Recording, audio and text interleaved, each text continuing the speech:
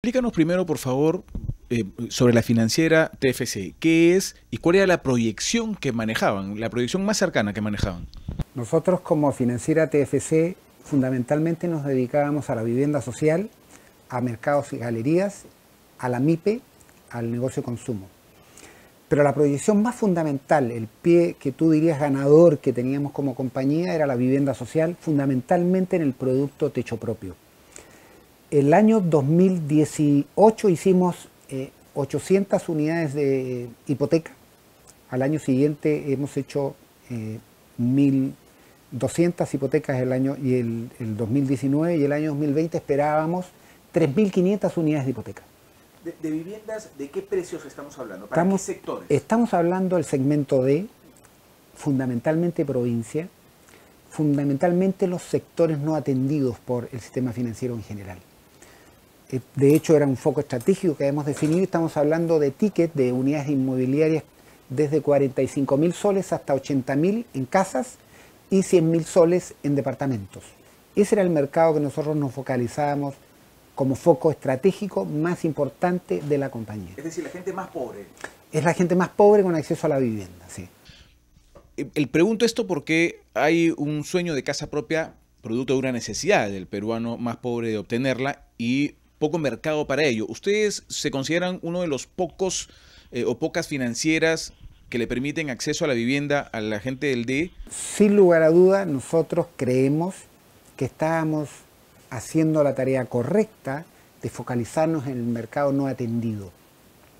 Y es un mercado no tan atendido, como digo, tan importante que hoy hay un déficit de 1.8 millones de unidades inmobiliarias de las familias que hoy día tienen o viviendas precarias de un nivel de calidad tan malo que no tienen agua y desagüe al interior de la casa, o porque están viviendo arrendados, alquilando, o porque están con algún familiar.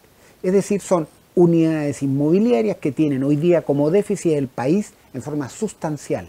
Si tú me preguntas de ese paquete, ¿cuántos están en capacidad hoy de poder acceder en términos de poder endeudarse con sus cuotas iniciales? 800.000 o 900.000 a nivel país. O sea, hay un déficit importante y de esa la mitad hoy está en capacidad de poder acceder a la vivienda. El problema está en la oferta. La oferta la produce no un desarrollador inmobiliario, sino el banco o la institución financiera que lo apoye para que eso tenga sentido. Ya, antes de preguntarte sobre las personas que ya tenían este sueño, que han recurrido a la financiera tuya para cumplir ese sueño y las que tenían la proyección, quiero preguntarte qué pasó con TFC. O sea, ¿por qué la liquidación de TFC dirías que fue un negocio muy peligroso, que es un negocio muy peligroso por el rubro al que te dedicas o por dónde está la mirada? A ver, mira, o sea, si uno quiere mirar del punto de vista del mercado o del punto de vista de la relación contractual de crédito que teníamos con el cliente final, eso no tiene ni un sentido. Eso tiene un nivel de morosidad y de coberturas de riesgo bastante buena, muy potente. El subsidio que le da el Estado a este segmento de población hace que en promedio la unidad inmobiliaria que han adquirido la compren a mitad del precio del original del valor del desarrollador inmobiliario. Es decir, si algo vale 80.000 soles, el Estado le subsidia con el 50% del valor. Por lo tanto, es muy difícil hablar de un riesgo implícito detrás de esto. Además que son segmentos de la población que tienen una flexibilidad y una movilidad económica alta. Aquí no estás hablando de una familia de altos ingresos que pierde su trabajo. Aquí estás hablando de una familia que todos los días sale a buscar su pan del día para poder cubrir sus necesidades más básicas. Esa flexibilidad económica la tiene este segmento y por lo tanto la morosidad o el riesgo crediticio detrás de esto es muy bajo. O sea, nosotros estamos muy contentos con este producto. Ese rubro es un buen negocio para la financiera. Es un extraordinario negocio. ¿Y qué pasó entonces? ¿Qué pasó con Financiera TFC? Me estás haciendo una pregunta que no te puedo contestar a plenitud. Nosotros hemos sido intervenidos por un déficit patrimonial de acuerdo al oficio que nos emitió la superintendencia. Primero, lo quiero negar. Han puesto una envergadura de déficit patrimonial que era insostenible como compañía y por lo tanto llega a esa justificación. Nosotros teníamos un plan de reforzamiento patrimonial entregado a la superintendencia en el mes de septiembre. Hicimos la tarea completa, convocamos a directorio, junta de accionistas y ellos han ratificado y han aprobado un aumento de capital de 60 millones de soles. Eso partía el 16 de diciembre. El 12 me intervinieron la compañía y ese mismo día la enviaron a liquidación. Situación que no suele ocurrir en ningún lado. Además, no están cumpliendo reglas. O sea, más allá que se suela o no suele ocurrir, la norma no te lo permite. Tu intervención, para que pase a liquidación, tiene que darte un plazo de 45 días. Es verdad que ese plazo lo pueden acortar, pero no lo pueden eliminar. Y acá ha nacido la intervención junto con la liquidación. Eso es formal, legal, así lo han emitido. Por lo tanto, han hecho una flagrante falta de criterio y de juicio legal. Hay varias cosas que se han roto aquí dentro de la normatividad al momento de poner inclusive las cifras para liquidar la empresa, ¿no es cierto? Cuéntame un poco de eso. Mira, a ver, ellos nos mandan, nosotros hicimos un plan, como te explicaba, en el mes de septiembre, de reforzamiento patrimonial, en septiembre. En el mes de octubre, sin recibir juicio valórico de si un buen plan o un mal plan, convocamos a los directorios y juntas de accionistas como proyecto. Y en el mes de noviembre llamamos a directorio para que convoque a junta de accionistas para el aumento de capital. Se convoca a la junta de accionistas y se aprueba ese aumento de capital de 60 millones de soles. Pasamos a delegarle al directorio la implementación de ese plan de aporte de capital de 60 millones y una primer tranche partía el 16 del mes de diciembre con 20 millones de soles. El día 4, ese es el punto de vista de la financiera TFC, del punto de vista cronograma. Septiembre plan, noviembre aprobación de directorio y junta de accionistas, aumentos de capital, y partía el 16 los flujos de aportes de capital que entraban a la compañía. Ellos nos emiten el 4 de diciembre una memorándum 19 del 4 de diciembre, donde definen un déficit de provisiones enorme. Entre ellos definen que hay un déficit de provisiones de 4.4 millones de inmuebles que teníamos o adjudicados o en garantía. Ellos lo que hicieron fue contratar peritos inscritos en REPEP, los contratan, hacen una valoración y ajustan nuestras provisiones sin informarnos de esa tasación, de la diferencia que tenía con nuestras propias tasaciones. Dicho sea de paso, nuestras tasaciones las hace un perito REPEF aprobado por la propia superintendencia. Es decir, han puesto un perito pagado por ellos para que cuestione un perito que es asignado por ellos, pero pagado por nosotros. Hicieron una diferencia de valor, que me parece estupendo. Nunca nadie nos informó de una diferencia de valor. Por lo tanto, no tuvimos la oportunidad de revertir, de cuestionar, de dar antecedentes. Es generar un impacto de 4,4 millones de soles, muy poquito. Lo que pasa es que esto es significativo a la hora de mirar los números, porque para poder ser intervenido, el patrimonio tiene que caer 50 millones de soles. Y ellos lo hicieron caer en 60 millones de soles. Si hubiesen estos 4 millones no incluidos, ya empieza a cambiar la cifra. En vez de dar ese 52.4% que caía el patrimonio, empieza a cambiar esto. Además lo hicieron corriendo. Yo no tuve capacidad de decirle no estoy de acuerdo con tu tasación. Nosotros de buscar un tercer dirimente que hiciera la tasación. O por último, aceptar que esa tasación está bien hecha por ellos. Ellos hicieron 15 tasaciones y cuestionaron 2. Pero cuestionaron 2 en un memo que había que hacer ajuste de provisión. O sea, esto es así. Y además, en este mismo memo 19 incorporaron 12 clientes con un déficit de provisiones de 13 millones de soles. Y tú me preguntarás, bueno, pero eso es parte de la tarea. Ok, nos dieron 5 días para que informemos qué opinión tenemos. En 5 días no podemos levantar ni la información, ni la capacidad de negociación con los clientes para decir, te están cuestionando, ayúdanos a mejorar tu calificación. Para que la gente lo entienda, te pido resumido y lo menos técnico posible. ¿Qué tenían que hacer de acuerdo a ellos en 5 días? ¿Qué les estaban pidiendo hacer en 5 días? Entregar antecedentes suficientes como para decir que un cliente no lo clasifiquen en dudoso o en pérdida y se mantenga en la... O sea, pedirle todos los cuadernos contables a los clientes, analizar... balance o mejorar la garantía o negociar una cancelación previa, etcétera. Son muchos los elementos que hay. Pero lo que a mí me impresiona es que me dieron 5 días con 12 clientes que generaron un impacto de 13 millones de soles, más estos 4 millones de soles de las tasaciones, sin ninguna capacidad de reacción. La verdad, ninguna. Ninguna capacidad de reacción. En 5 días tú no resuelves un problema de provisiones. No lo resuelves. Podrás tener tu mejor juicio, la mejor cercanía hacia el cliente. Lo que no nos dieron acá fue la capacidad, el tiempo suficiente y necesario para hacer bien la tarea. tiempo suficiente, necesario y legal. Ilegal, por supuesto, por supuesto. O sea, yo necesito decirle al ente regulador, no estoy de acuerdo con tu calificación. Estos son los antecedentes que tengo para estar en discrepancia con tu calificación. Ellos tienen que evaluar y ponderar la información marginal que yo les estoy dando para que esa ponderación conlleve una buena conclusión. A lo mejor la misma, que tengo un déficit de provisiones. Pero estoy informado, hice mi tarea, hablé con los clientes, negocié con los clientes, porque no soy yo el perjudicado. Soy uno de los perjudicados. La financiera es uno. El cliente le cambian calificación de normal a pérdida. Ese cliente no tiene más acceso al crédito. Por lo tanto, le pudimos haber transferido a él, oye, ¿existe la posibilidad de que mejores tu condición para que no te califiquen? Esa oportunidad no la tienes en 5 días. Pero agrégale el siguiente detalle irregular. Ellos nos piden una cita al equipo 2 días antes de la intervención para discutir estos temas. En realidad la cita era para la intervención, no era para que tú le vayas a explicar qué opinión tienes de esas calificaciones.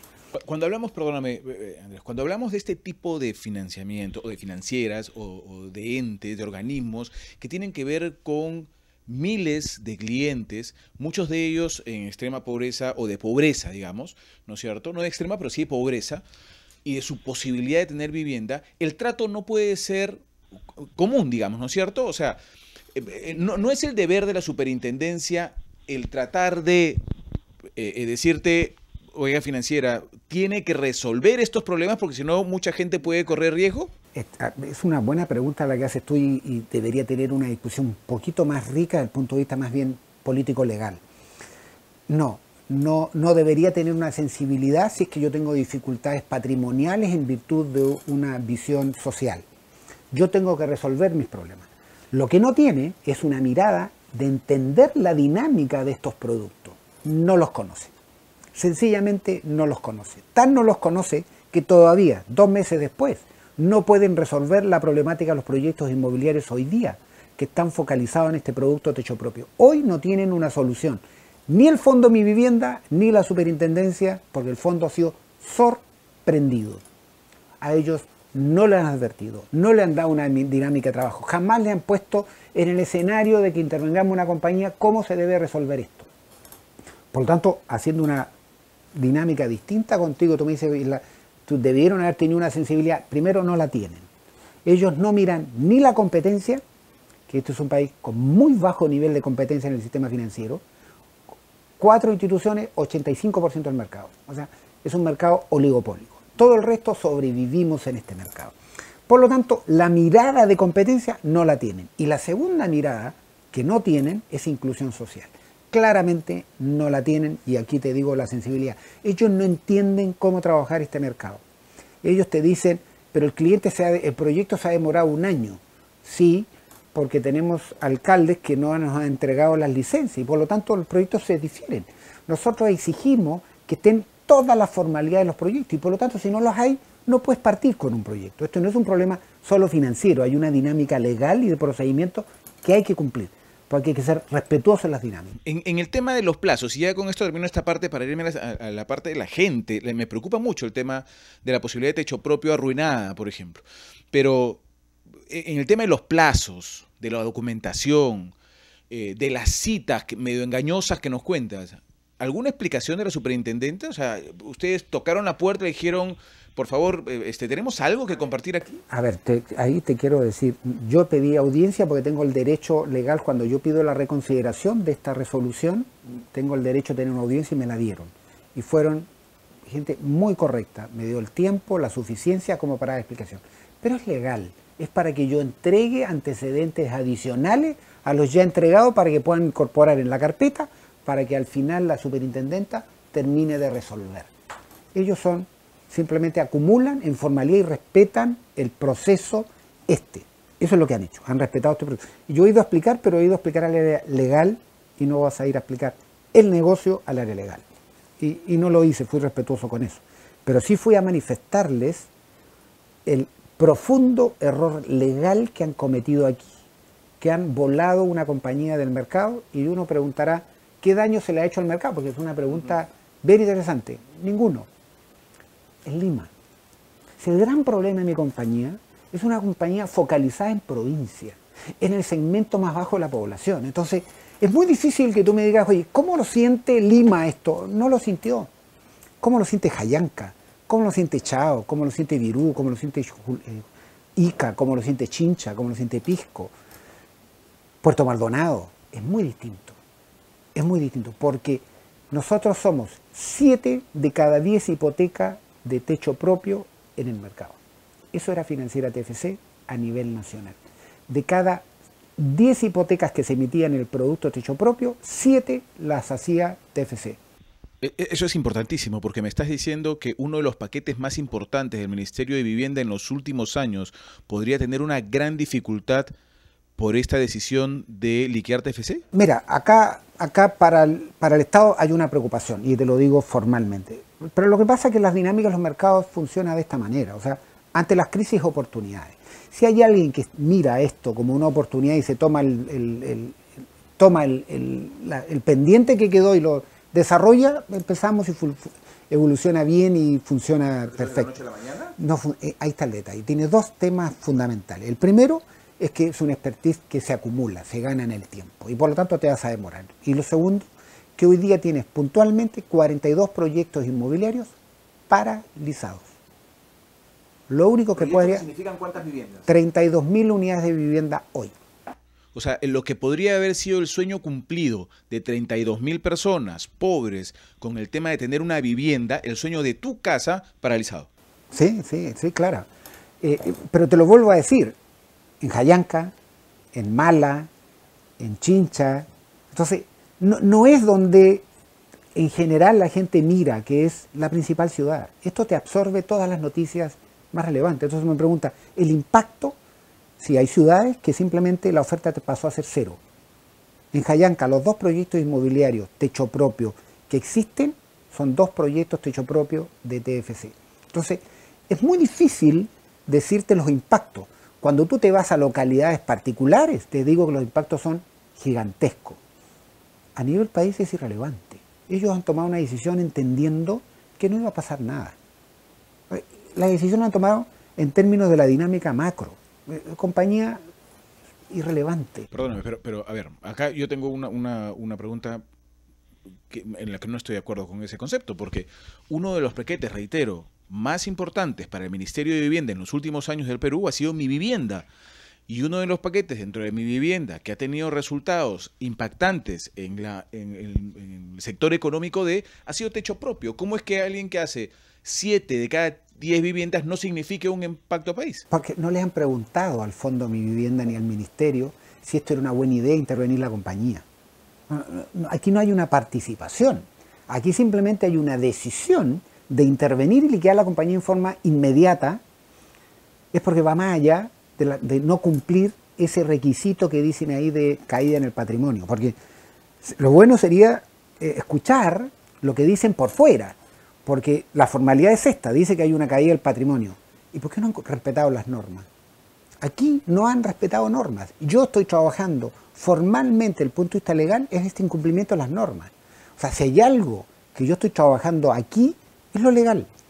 Porque me ha costado mucho entender esta dinámica. No la entiendo. No lo entiendo. Si me hubiesen querido sacar de mercado, me dicen, señor Muñoz, hasta acá llega usted, quítese, venda la compañía, sálgase. Eso me lo hubiesen dicho. Por eso preguntaba si había habido algún contacto. No existe esa posibilidad. No, yo con ella he tenido muchas reuniones para discutir diferencia de provisiones. Jamás para discutir si la compañía me la iba a intervenir. Jamás. Porque si iba a pasar eso, yo la vendo. Busco más capital, me diluyo. Hago la tarea que hay que hacer cuando tienes una institución en insolvencia. Haces la tarea. Por último, la tarea. Nosotros teníamos un plan de aporte de capital.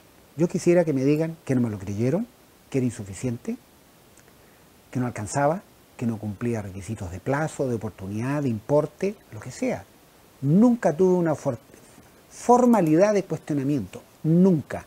Eso lo digo así de claridad. Si tú encuentras un documento, un oficio, un memorándum que diga tu aporte de capital era insuficiente, me sorprendería. Una final, teniendo en cuenta que aquí se está golpeando directamente al 70% de personas que podrían haber recurrido a techo propio, ¿crees que merece una explicación ante autoridades de rango superior, digamos al nuevo Congreso que se viene por parte de la superintendencia? Yo voy a hacer todo lo que hay que hacer y yo ya he escrito a grupos de congresistas para que por lo menos escuchen mi dinámica, con una humildad siguiente. Si ellos representan a la población de los segmentos más bajos y en provincia, voy a ser escuchado. O sea, es mi única aspiración. ¿Sí? No soy escuchado porque pasaría a ser irrelevante, no porque tengan algo particular. Si no soy escuchado, lo voy a entender, pues tienen otras preocupaciones. Si tienen un foco de preocupación en resolver el problema de vivienda, fundamentalmente agua y desagüe, que detrás de la vivienda resuelve fuertemente esto, te diría que voy a ser escuchado. Estoy haciendo ese trabajo, ya me empecé a comunicar con ellos, porque sí creo que aquí hay una tarea pendiente. ¿Cómo resolver la dinámica de la inclusión social en una dinámica normativa donde la superintendencia tenga un rol y la dinámica de competencia? Porque no la miran. Su preocupación es otra, no esta. Pero nos están mintiendo. Sí, nos dijeron que toda la vida miraban hacia el sector más pobre. Todos los que entraron siempre nos han señalado... Tú estás hablando de las autoridades elegidas. Bueno, yo creo que tienen una sensibilidad real. No, pero es un sistema. Estamos hablando del sistema. Las autoridades elegidas en nuestro país no pueden ser ajenas a instituciones reguladoras como la superintendencia. Yo la verdad es que ahí tenía una mirada... son cosas más complejas. No es tan fácil mirar una normativa que es transversal a nivel universal. Estas cosas se producen cuando hay prueba y error, prueba y error. Las crisis sirven para algo. Y yo no estoy generando una crisis. Yo la única crisis que estoy generando se produce en localidades muy pequeñas. Por lo tanto, no creo que vaya a pasar algo más. Por eso quiero ir de la mano con otras entidades que se preocupen de segmentos de la población. Primero de provincia y segundo del segmento de la población, que hay 57% de la población del país, digamos, ¿no? O sea, el foco estratégico que yo tenía era un foco en una masividad. Yo no estaba buscando un mercado selecto, un mercado pequeño, de nicho. Yo soy un mercado masivo, que tenía pocas capacidades de poder resolver el problema, por supuesto, pero me estaba atacando a un mercado masivísimo. Pregunta final ahora sí, ¿crees que hay algo detrás? ¿Crees que hay alguien que está queriendo manejar ese mercado que ahora te ves obligado a dejar? No creo. A ver, la gente de negocio lo que hace, si le interesa un producto, un mercado, una institución, va y negocia. No lo miraría por ahí, yo lo miraría por el lado de las autoridades. Han sido muy despectivas con el segmento. Lo más probable es que no les debe gustar el fondo Mi Vivienda. Es muy probable que no les debe gustar. Porque detrás de esto hay subsidios. Y la lógica del subsidio es una crítica muy importante. Pero yo quiero decirte algo aquí fundamentalmente. ¿Cómo explicas el subsidio en la economía, particularmente la vivienda? Las familias que son subsidiadas para obtener una vivienda terminan siendo formalizadas y devuelven en impuestos lo que le han regalado. De otra manera no existe esa posibilidad. O sea, estudios y revisiones hay esto en todos lados. Por eso países capitalistas, con una mirada del mercado muy capitalista, tienen subsidios. O sea, no se quedan con la lógica de que el mercado resuelva la necesidad que hay. Hay una necesidad de vivienda que segmento de la población, sin el apoyo del Estado, particularmente en este producto techo propio, sin el producto techo propio, el subsidio que da el Estado peruano, esas familias no tendrían acceso a la vivienda. No es una relación de la financiera con esa familia, el Estado tiene un rol fundamental. Yo aquí decir que yo resolvía un problema de vivienda, no, yo canalizaba de buena manera lo que el Estado quería hacer con la familia. Y creo yo que era un buen canalizador. Me conocen todos los ministros de vivienda que han pasado por este país, todos los últimos 20 años. Todos han tenido mi comentario, mi crítica, mi juicio asociado a la vivienda. Es algo que me importa, me interesa y lo he vivido. No tengo 15 días acá, yo tengo haciendo vivienda en el Perú 20 años. ¿Cuántas familias del estrato B crees que has podido conseguir que tengan? Me estás haciendo preguntas difíciles porque deben ser hasta la fecha unos 450 proyectos inmobiliarios en todo el recorrido. No creo que sea importante lo que hemos hecho porque es muy poquito, sino lo mucho que hay por hacer. O sea, en vivienda social es un país que necesita fundamentalmente, y lo que hace ¿Sabes lo que hace la vivienda al final? Mejorar la calidad de vida de la gente. O sea, si hay algo que yo he mirado en esto, es que la gente se pueda duchar, pueda calentar el agua, simplemente abriendo una llave, tener acceso a eso, tener una urbanización de nivel, con un parque verde, no un parque que le tiras una moneda y el polo se demora 5 minutos en caer. Todo aquí se ponen con exigencias de calidad de clase media. Aquí lo importante es que el fondo se ha preocupado, es que el desarrollo urbanístico responda a una aspiración. La unidad inmobiliaria responde a la realidad económica concreta de la familia, pero la urbanización, el foco que tiene es de una proyección de largo plazo. Listo, Luis. Gracias.